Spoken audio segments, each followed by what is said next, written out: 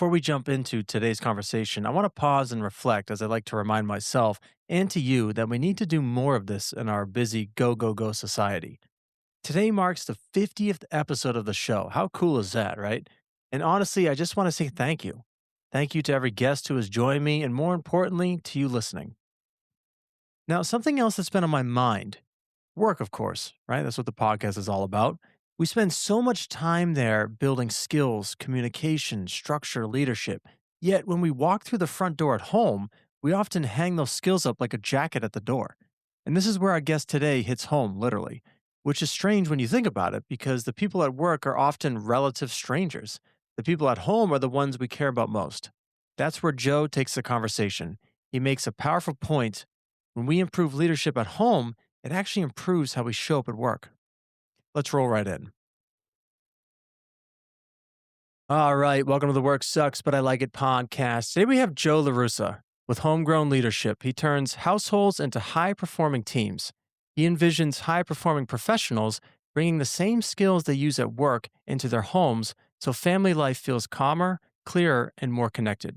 He's given a talk on TEDx about this and is a former small city mayor. I'm really looking forward to this as we typically think work and family life as two different things. Joe, welcome to the show. Tony, thanks for the opportunity to speak with you and your audience today. I really appreciate it. No, awesome. Just so the audience does know. So Joe and I met at PodFest in Orlando 2026. And I just love when he got up there the first night and said, I want to be, on people's podcast. I'm going to be the best, guest. Or what did you say, Joe? I just loved it. I want to be the best guest you've ever had. I love it. So here we go. We're going to have a really fun conversation here. So Joe, how do you define work today? How do you define it? Well, work is the thing that we spend a lot of time on in order to provide revenue and security for our households. And I mean, it's one facet of life, but I think for a lot of people, it becomes consuming, or in some cases even seductive, because you get validated at work, you get instant feedback at work, you know if what you're doing is mattering or not, right? So you tend to be seduced to this place that is giving you the validation or giving you the feedback. So I find more and more that people, they get drawn in or they spend a lot of time and energy on their work, and it becomes really a big piece of their identity. No, I love that show. So one of the things I'm always curious about when guests come on the show is that catalyst moment when they realize what they were doing, I guess, sort of sucked, and then it put them in the direction that they're in now, the momentum. You mind kind of walking us through what sort of sucked, if you will, at a bigger picture, and then how you arrived to the work that you do today? Sure, no problem there, Tony. I mean, when I was first starting out, single guy, I had perfect communication with my team because they were all in my own head, right? I knew exactly what I meant when I said something. So I didn't have to clarify it. I didn't have to have a communication style, and then I did life. I got married. Now it's my wife and I. We made a good duo, and kids come along. Now I've got other people in the mix. And I was noticing more and more that while I was doing really well at work, I was getting, a lot of good feedback from my team members about, my leadership. We were getting external recognition from our associations about the work we were doing. Just all these things were going right at work. And I just, I would come home and it would just be like a source of frustration. I would take all that skill and all that know-how off like a jacket and hang it up in the closet. And I'm thinking 3 years out at work, like, what do we need to be doing today to be ready 3 years from now for thus or such? And like at home, it's like, well, what do you want for dinner? I don't know. What do you want for dinner? Like we couldn't get the most basic decisions made. And it hit me like a ton of bricks. Like I already know how to organize and find resources and do things, better than this. Why am I applying it all at work with a bunch of people who, quite frankly, are relatively strangers? Team that matters the most are the ones that are struggling with their leader. Like this is wrong. So success, as we say, Joe, is not on the show, is not a matter of good luck, but good skills. What would you say was the important skill of making that transition of, I guess, taking the skills from work and applying them to the home front to be successful? Yeah, the biggest thing was increasing the communication with the other leaders. So you go to work and you sit on a team and you have peers, right? And those peers all have to work together. And I've seen this at work. They call it the C-suite. right? You have the chief marketing officer, the chief information officer, the chief operating officer, the chief executive officer, and all those team members have to really be able to combine their leadership in a positive way for their organization. It was the same thing for me serving on the city council as the mayor. You know, there are five of us who have all been independently elected by the people. And we have an absolute right to be there to represent the people in the way that we find to be the most effective. And getting to consensus with people who are independently selected to be there, that's tough. So it began with taking that same approach at home, like seeing my wife and being able to combine what is great about her leadership with what's great about my leadership, and starting there to align on where we want to take our household as an organization. So my wife, she is a very creative thinker. She sees the future much clearer than I ever could. And I'm more of a keep the trains running on time, find the resources. So defining those roles and responsibilities and where our skills were complementary, that went a long way to then presenting this all in an age appropriate way to our kids at the time, because they also had a role to play here. I was investing in my interns at work, pouring myself into them. And I've got two future leaders living in my house, and I got to have something left for them. So that's where it started, was realizing that combining our leadership styles in a positive way and having a direction somewhere to take our household, that's where it all began.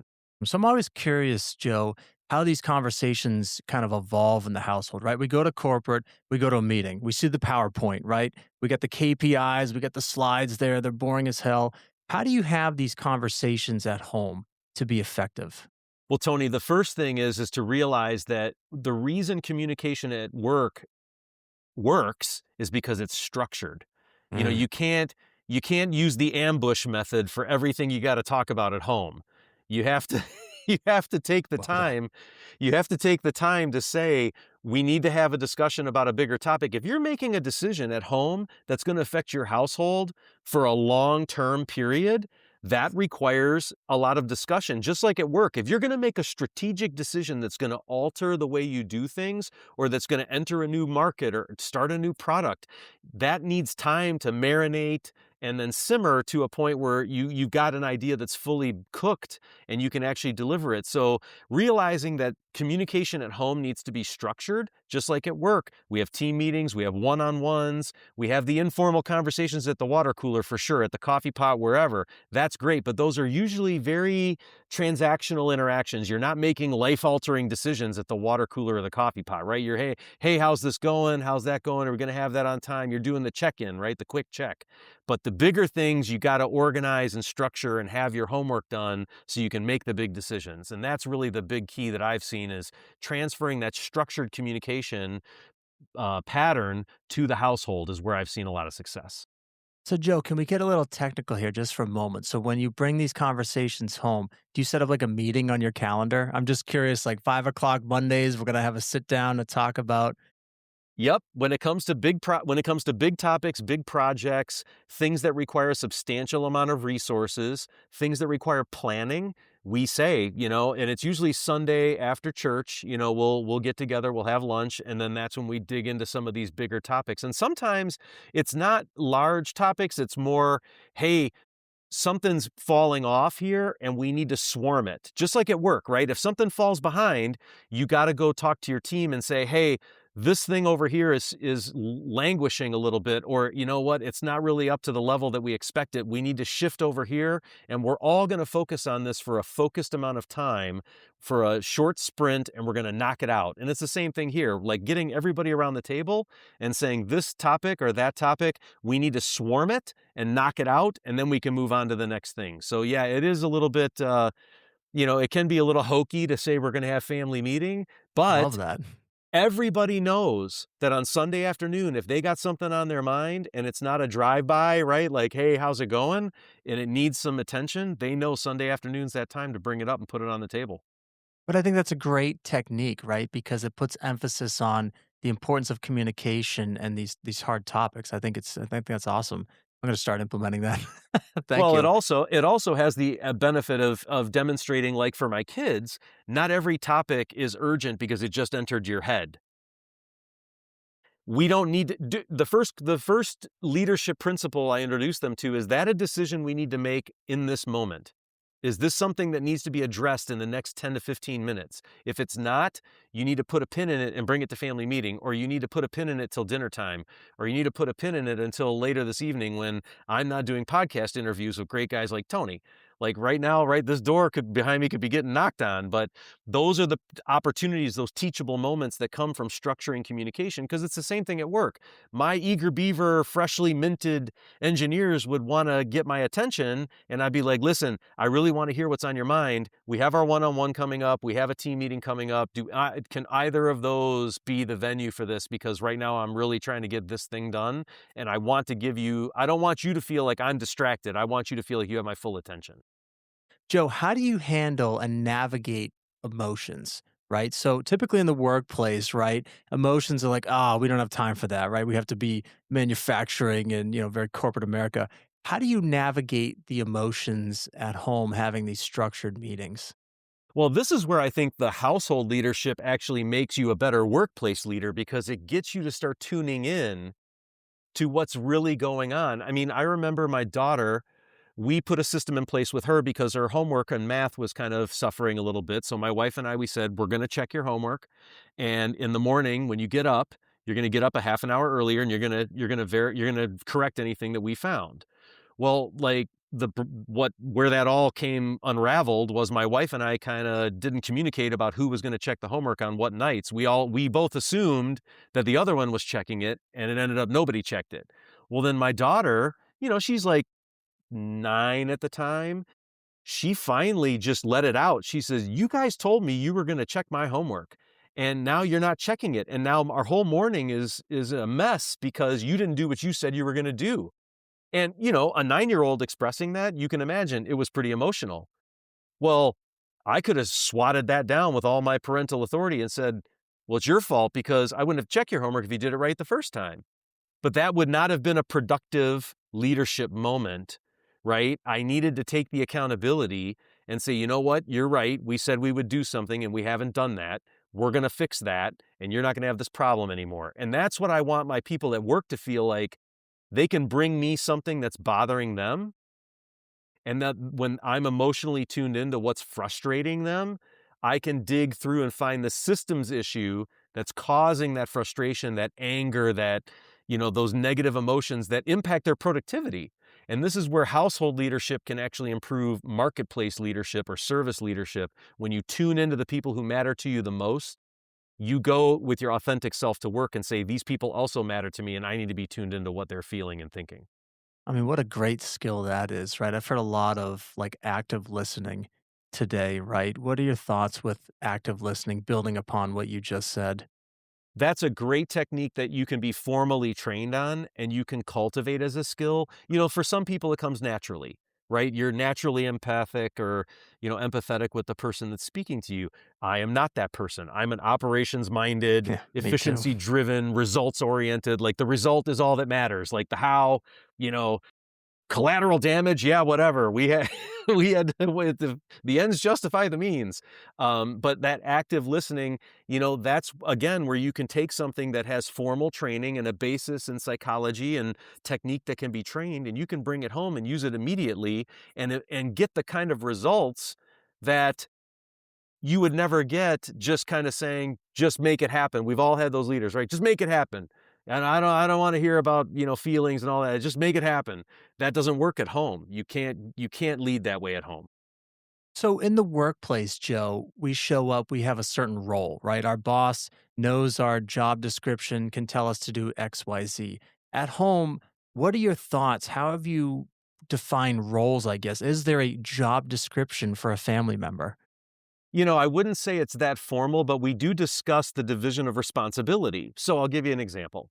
My wife and I have made it very clear that, our kids are older now, they're teenagers, and we've had strong dialogue with them about moving from being consumers in the household to contributors into our household. So contributing to our household means we need you to take more responsibility on chores. 4 people are making the mess. 4 people need to help clean up the mess. So, we've tried different systems And we have checklists, and these are the, okay, first it was, well, I don't know what needs to be done. Okay, well, we'll make a chore list. That's fine. We put the list up, the chores aren't getting done. Well, that's because we gave everybody one room to be responsible for. Well, everybody's watching everybody else to see when they're going to get their room done, right? This is people stuff. People watch other people, and they see other people not getting their work done, so they don't feel like they should have to get their work done. Like, why are you harping on me? So and so didn't do, right? You start hearing the scorekeeping that you hear at work. Like, why are you on me for being late? So and so never shows up on time, right? So we tried a different system. My wife and I said, listen, this isn't working. They're doing scorekeeping. We had the talk with them about, the only people keeping score are the leaders. You shouldn't be keeping score. We're responsible to hold people accountable. But fundamentally, it was a systems issue. So we said, okay, now instead of making everybody responsible for one room, we're going to say everybody swarm 2 rooms once a week. Everybody's doing work at the same time. We're taking it on as a team. It's like 5S'ing your line in the plant, right? We're all going to 5S for 20 minutes. Like, go, ready, set, go. Like, I'll set the timer and I'll be down there with you. I will do it with you. I'm not just telling you to do it and I run away into the office. So this is one of the ways where we take roles and responsibilities and we say, what's the result we want to achieve? What system are we going to put in place, and what's the role that the people have to play, the team members, to get that result? And if the system doesn't work, we abandon it immediately and try another system, because it's not perpetuating a system that doesn't work just frustrates the team. And you are speaking my lingo, Joe. I love all this. Absolutely do. Especially about thinking about it in the context of home. It's really eye opening for me as well. So, one of the things that I find interesting, and I want your thoughts on this. So, leaders get kind of put on this pedestal, right? They have to look and act a certain way. But leaders are also humans, right? We have all these emotions, frustration. Can you talk about frustration? And I'll say towards the spectrum of anger. How do you manage that? How do you manage that at home?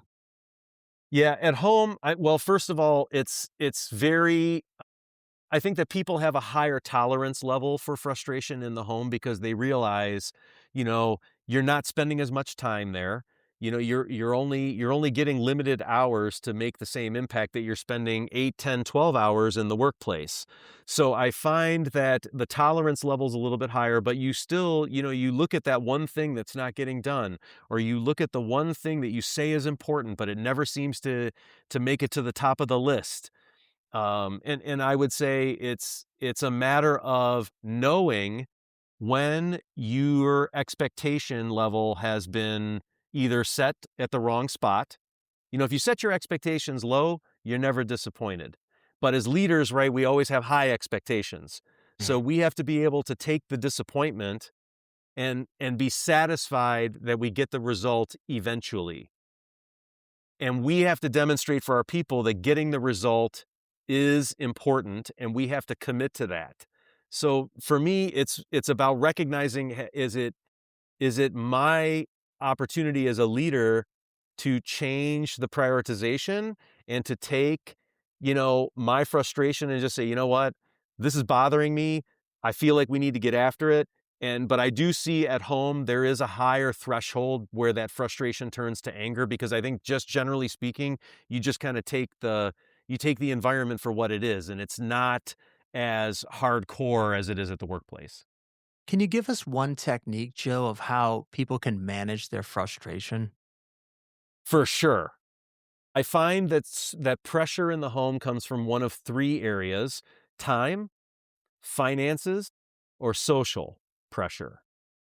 Social pressure meaning, you're very self-reliant, you don't really have an IRL, or in real life, social network you can call upon. I always ask people, I'm like, "Hey, if you had to call somebody outside your immediate family for a ride to the airport, who could you call?" If you needed to borrow a tool to complete a job, instead of running to the Home Depot and buying something you're going to use once, if you had to borrow it, who could you call? Do you even Mm, know who has this stuff? mm.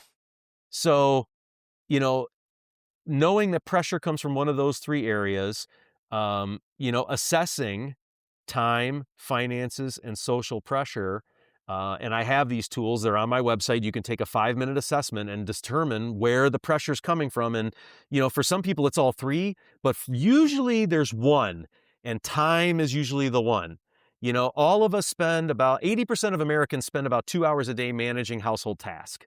So we know that that's our opportunity to have strong leadership in the home, and those 2 hours a day where we're managing the household task and getting that time back and being able to see where our time is leaking or getting away from us.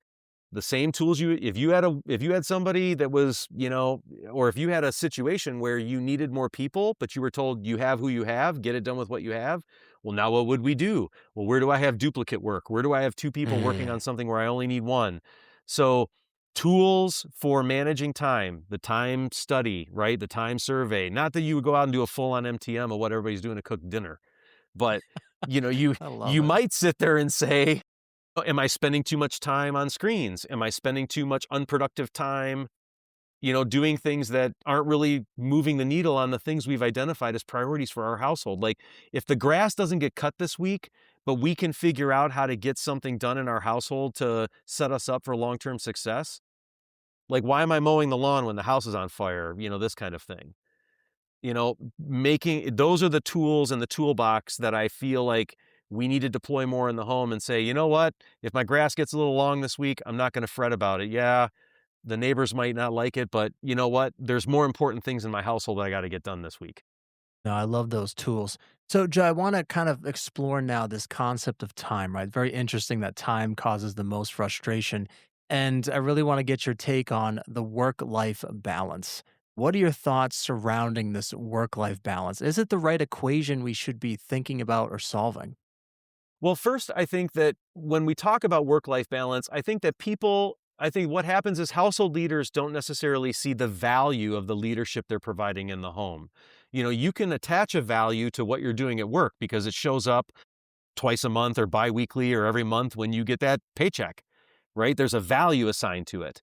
And if you look at, if you were to take the amount of work that's done in the home as a leader, if you were to take the hours that are spent and the task that is done and assign a value to it, on average, it would be a $140,000 a year job for the average American. So after you're done at work, you're coming home and you're doing another $140,000 uncompensated leadership position every Mm. day. And I think if people could see the value from that perspective, now all of a sudden you get serious about how you spend your time, how you spend your cash and your budget, just like at work, right? Ugh, do I really want to spend it on this or that device or tool or edge? Do I need to buy a service to offload something from my people? How do I spend resources? Because when you can assign a value to it, now it's like, oof, those 2 hours a day that I'm spending on household leadership tasks, those are valuable hours. And I think that's the first step. That is one of the most powerful descriptions I've heard. So thank you for that. $140,000 job, if you will, from work. That's amazing. So I guess let's go into that. So we're not getting paid for that, the work that we do at the home. Is there sort of a transformation, would you say, from going to this extrinsic reward to an intrinsic desire to do something? What are your thoughts around that? Yes. So for a lot of people, like I said earlier at the top of the talk, at work and in other spheres, we're validated. We feel, the recognition and the attaboys and attagirls, and we're getting all this external validation. And then we look at the intrinsic stuff at home, and how home becomes a source of frustration, a source of Mm. strife, a source of anger, pain, complexity, and the intrinsic rewards of good household leadership are the exact opposite of that. Ease, contentment, pride, joy. Nobody starts a family and creates a household to have it be a source of strife. They always go into it saying, I'm going to be proud of my household. I'm going to find joy in my household. That's where I think the benefits are definitely creating that balance that we talked about a little bit earlier. Because at work, we can get all the extrinsic rewards and come home and feel not so great about ourselves. But if we can come home and feel great about ourselves, those extrinsic rewards that you're feeling at work or in your other spheres, they're okay, but your source is something greater than those short-term dopamine hits that you're getting from achieving a goal. Just another lawn. Okay, another one in the can. Okay, we made we made more widgets today. Great job, everybody. We didn't shut anybody down. Good job. And to come home and be like, you know what? I taught my kids an important lesson today, or you know what? They taught me something today. That is where I can take my whole self to work and really show up authentically for my people at work. I feel like that's where people struggle, right? I like how you're kind of measuring. I guess, what are your thoughts on? So, when we do something at work, like you said, we get a paycheck, right? We see a reward, there's feedback. When we're doing something for an intrinsic reason, how do we measure something like pride? Do we put it online and we say we get so many social media likes and we get your dopamine hits? How do you measure pride, if you will, from an intrinsic standpoint? So I'll connect it back to the time, like we talked about earlier, right? I want you and I want your listeners to think about not just the time that you spend actively leading or managing in the home, but how much time does your mind spend on those things? How much time are you consuming being distracted because there's something happening in the back of your mind at home that's causing you to not be fully present wherever it is that you are?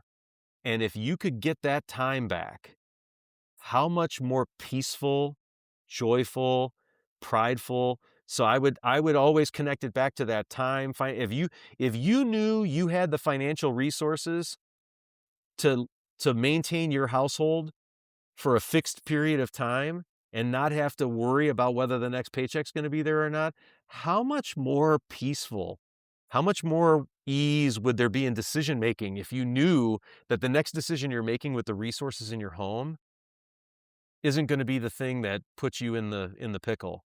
That's how I would tie it back to those same 3 pressure areas, right?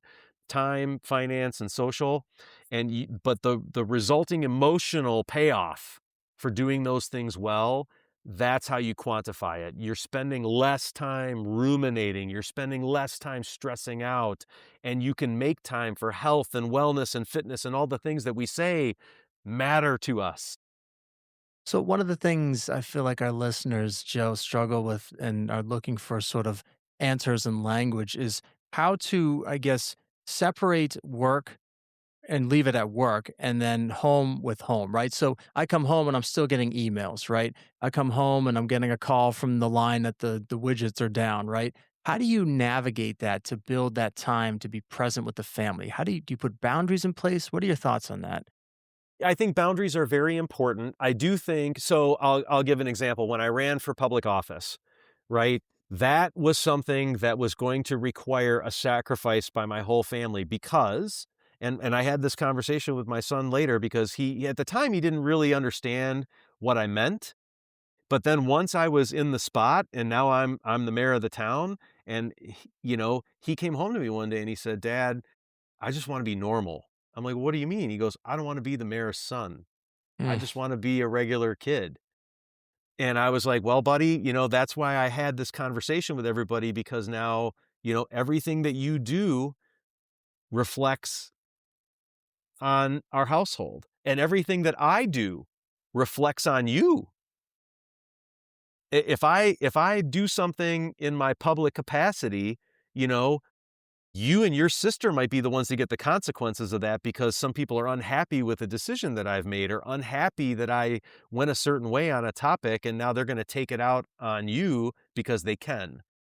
So I think it's really, incumbent upon household leaders to look at those situations where you have to communicate that there's real consequences and that those consequences may not be related in space and time to the decision that you're making. And those boundary setting conditions are, I'm not going to let those things consume my energy, my time, my focus. And my kids learned to ignore all that noise, right? They learned. Me, I had to learn to blend a little bit Mm. because I couldn't separate. Like I would show up to work and everybody's like, "Oh, here comes the mayor," right? I mean, they would make a big deal out of it because for them it was kind of neat, right? They've all seen or read about their elected officials, but it's kind of like to have one walking down the assembly line. It's kind of like, "Hey, here comes the mayor!" Like, "Hey, hey, mayor!" They make a big deal out of it. And it was fine. That I is mean, and cool, by the way. it was a neat rapport building tool, but at the end of the day, it was kind of like, I'm not the mayor telling you how to run your line. I'm the process engineer. I'm responsible. Like, this is my equipment. And I now need to put on this other hat, and you need to shut off the mayor thing. And you need to look at this like, this is my job, and this is the job I'm here to do. So for me, it was more of a blending exercise, but for my kids, they had to be the ones to set the boundary and say, we're not going to let what's going on with dad affect our daily lives. And they've found real ways to set those boundaries with their friends. Like, no, you can't, you're not going to come at me like that. My dad is doing a public service, and you're not going to, I'm not going to let you talk like that to me about my family. No, what a great example, Joe. Thanks for sharing that. So I want to kind of like change the topic a little bit. It's still kind of related.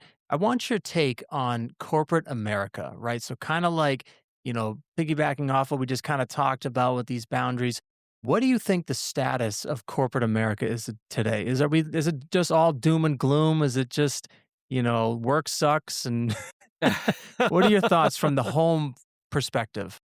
Well, I would start by saying, I've been researching this topic for a number of years, and back in 2015, all these big consulting houses, whether it's Deloitte or Price Waterhouse or any of these big consulting firms, they all noticed back in that day that 2/3 of management, upper level management, were saying they had a leadership pipeline problem in their organization.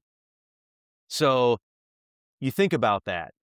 We talk about workforce shortages and workforce, topics a lot, especially in manufacturing. Well, if we don't have the frontline workforce with the skills to actually do the widget making, where are we going to find the leaders to lead those people, the next generation? Where are we going to find the leaders? So corporate America, to me, still has a leadership shortage problem. You can automate processes and work, but you can't automate charisma. You can't automate vision. You can't automate strategic decision making. You can play chess with a computer, and that computer has one objective: to win. But that computer will never be able to discern when an opportunity for collaboration would get you to win faster than brute force defeating an opponent or a competitor. Like those soft skills that leaders have that they've either learned or they just naturally carry them. Those are the things where I think corporate America has to be cognizant and realize that that's where the rubber meets the road, is having people that people are willing to follow. No, that's great. So we don't have to fear that AI is going to take over our jobs in the near future. I love that. So I'd study a lot of philosophy of mind, and I like what you kind of talked about, right? The distinction of what a human is capable of and a robot, and they call it this term qualia. But essentially, the thought is, can a robot taste a juicy apple, right? And it can't, right? I mean, you think you can program it, but the human element, there's something to be said with that, and I love that. Joe, what is one thing that sucks about your work today, and what are you doing to make it not suck? I was waiting for this question. I think the biggest thing for me, as somebody who has come from the more traditional economy, the manufacturing economy, and becoming more uh, immersed in the creator economy. You know, you see these people in the creator economy who have kind of shot the moon, and you're kind of like, man, what was the secret sauce, or where was the fairy godmother who went bippity boppity boo and they shot the moon? And it's work. Like, I feel like what I've done is preparing me for what I'm doing now, because I did not have a sense of where the work was in the creator economy, and now being in it, that is something that sucks, because I just thought, hey, I have a great idea. I'm going to share it with the world, and I'm going to be Mr. Beast, or I'm going to be, it's how hard can this be? But it's a grind, it's work. And I wouldn't say it sucks. I would say it was a surprise because I Mm, kind of felt like, the technology's never been more available. It's never been easier to create content. Like doing this back in the day, like in the Dale Carnegie era and all of that, like it was a grind. And today it's never been easier. But even though the tools are way more advanced, I mean, you have to do the work. And I think that's why and I think there's literature scattered everywhere about entrepreneurship that 9 out of 10 startups fail. And, there's all these reasons why, but many times it's because you get off the grind and you lose it, and I feel like toiling in the shop floor for as many years as I that I've done that have prepared me for the creator economy. And that's what I'm doing to make it suck less is I'm taking what I know about how to make widgets and get on the grind and fill a truck full of parts and, take that same methodology and take it into my creator business and say, I don't have to solve everything today. I need to solve the mm. next thing. I don't need to write the book in one day. I just need to crack out 1,000 words a week. I looked at what I was doing because I did talk about, right. I talked to you about at Podfest about this. I want to write a book, and the average book is, 50,000 words. Okay. Well, between the articles I write for the local chamber of commerce, my state of the city's address, like I looked at the last 2.5 years of being the mayor and said, I've written 20,000 words for other people. That's half my book. I mean, this is what I can do because I'm able to look at a situation and break it down and break the work down. This is what we do right in the shop floor. Like we're saying, how do we break this down? Well, I don't need to write 50,000 words in one go. I just need to write 1,000 words a week. And in a year, my book will be done. All right. Well, this is going to be the episode, Joe, that we hold you accountable to you writing your book. Thank you. Thank you for that. I seem to be needing more and more of that. Yeah. I appreciate the accountability partnership, Tony. That's very helpful. Because I definitely would love to read it. And I really appreciate this Thank conversation you. today with talking about the work at the home front. If listeners want to reach out to you, Joe, for more information about what they can do to improve their leadership at home, where's a good place for them to land? They could definitely check out the website homegrownleadership.net. And there's a whole tools and resources page for your listeners. If they really want to get started, if they've been inspired and are like, you know what, I want clarity at home. I want to get on the same page about what matters most. I have a free resource called a family values worksheet. And your listeners can grab that at homegrownleadership.net/FVW. And they can download that. You just put your email in there. We'll send it over and, fill it out. In one evening, you could have what matters most on paper for your family. I love that, Joe. Well, thank you so much for your time today. Really appreciate it. Tony, thank you for the opportunity. I really enjoyed the conversation. What made Joe a great guest wasn't just the conversation, it was what happened around it. He reached out before the interview, followed up afterward, posted about it on LinkedIn even before the episode went out. In other words, he created something that sometimes get lost in podcasting connection. Guests come and go, and that's okay. But I keep reminding myself that on the other side of the camera are real people, and people are looking for relationships, not just appearances. Now, one thing Joe said really stuck with me, right? And it probably did for you as well. $140,000 job waiting for you when you get home. That idea hit hard, right? As always, as I say, success isn't a matter of good luck, it's good skills. And today's skill, of course, is communication at home.